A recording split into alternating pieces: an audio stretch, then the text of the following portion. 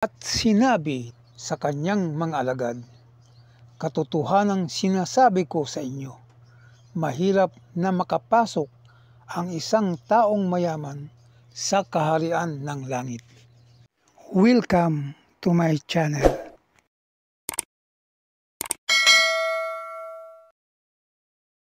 Sa bidyong ito ay ating tatalakayin at papaksain sa katotohanang sinalita ng Diyos ng Panginoong Hesukristo sa Biblia. Sinalita ng Panginoong Hesukristo sa aklat ng Mateo 19, talatang 23 at 24 ang ganito. At sinabi sa kanyang mga alagad, "Katotohanang sinasabi ko sa inyo, mahirap na makapasok ang isang taong mayaman sa kaharian ng langit." At muling sinabi ng Panginoong Hesukristo sa talatang 24 sa kanyang mga alagad, "Magaan pa sa kamilyo ang dumaan sa butas ng isang karayom kaysa isang taong mayaman ang pumasok sa kaharian ng Diyos." Ngayon, basahin po natin ang patunay ng Panginoong Hesukristo sa Biblia kung bakit sinabi niya na mahirap na makapasok ang isang taong mayaman sa kaharian ng langit.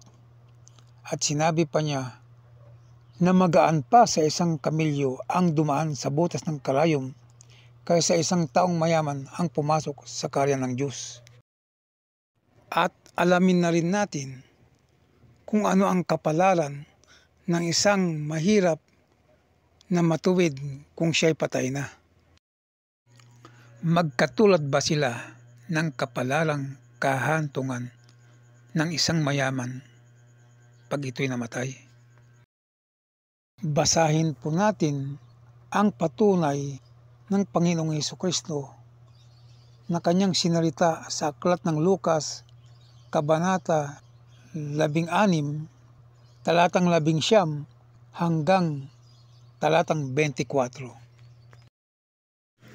Sinabi ng Panginoong Hesukristo sa kanyang mga alagad, "May isang lalaking mayaman, nakadamit siya ng kulay ubi at pinong lino.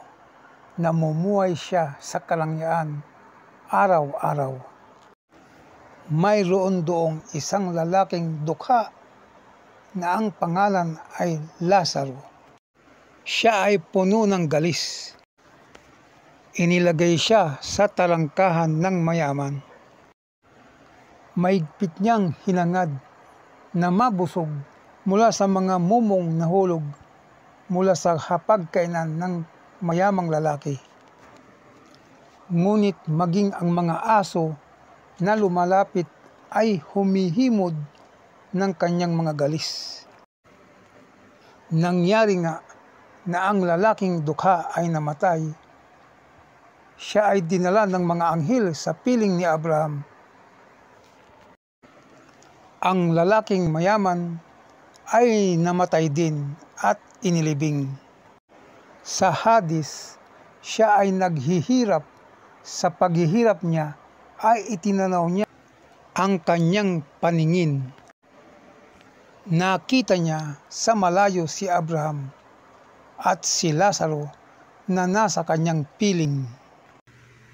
At siya'y sumigaw at sinabi, 'Amang Abraham, maawa ka sa akin at suguin mo si Lazaro upang itubog niya sa tubig ang dulo ng kanyang daliri at palamigin ang aking dila sapagkat naghihirap ako sa alab na ito.'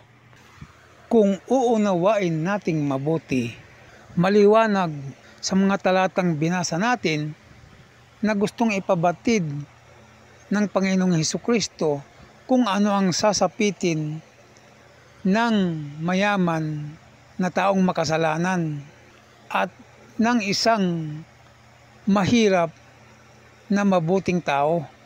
Ang taong makasalanan, lalo't ito'y mayaman, na sa kabila ng kanyang tinamasang kalangyaan at kaginhawaan sa lupa, pagka siya'y namatay, hindi pa man naghuhukom, ay sa impyerno na ang kanyang kapalarang kahantungan, sapagkat pagduros at paghihirap sa lagablab ng apoy ang dinaranas ng masamang mayaman sa hadis ng pagdurusa. Sapagkat ang impyerno ay kabaliktaran ng paraiso, dahil ang paraiso, ang buhay doon ay wala ng lungkot at lumbay, wala ng pagtangis at pagdurusa. At ito nga ang tinamong kapalaran at gantimpala sa Diyos ni Lazaro, at ito'y pinatutuhanan sa Lucas Kabanata 16, talatang 25, na siya ay do'y inaaliw ng amang Abraham. At kung lalaliman pa natin ang ating pangunawa, ay mauunawa natin na hindi hadlang ang kahirapan ng taong mahirap para siya'y magkasala at gumawa ng kasalanan. Kaya nga katulad nga ni Lazaro, sa kabila ng kanyang kahirapan, ay hindi siya natuksong magnakaw, hindi siya natuksong nakawan ang mayamang ganid sa kayamanan. Siya ay nagtiis na kumain ng mumo na natatapon sa pagkain ng mayaman. At ang sinalita ng Panginoong Hesukristo ay pawang katotohanan. Ang katotohanang sinabi niya na mahirap na makapasok ang isang taong mayaman sa kaharian ng langit, sapagkat ang taong mayamang namatay na makasalanan man ay hindi na siya magkakamit ng buhay na walang hanggan, sapagkat habang nag-aantay siya ng paghukom ng Diyos sa huling araw, nasa impyerno na siya sa hadis ng pagdurusa. At pagdating ng araw ng paghuhukom ng Diyos, siya ay hahatulan ng ikalawang kamatayan, sapagkat ang hadis na kinaroroonan niya ay ibinulid sa dagat-dagatang apoy. At ito ay pinatutuhanan sa Apokalipsis Kabanata 20, talatang 14. At ang kamatayan at ang hadis, kung saan nanduloon ang masamang mayamang patay, ay ibinulid sa dagat-dagatang apoy.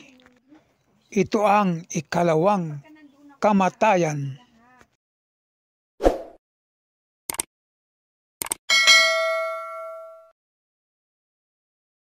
Ang mga larawan ay mga halimbawa lamang at hindi pinalalagay ng mga tunay na imahe ng mga pinatutungkulan. God bless.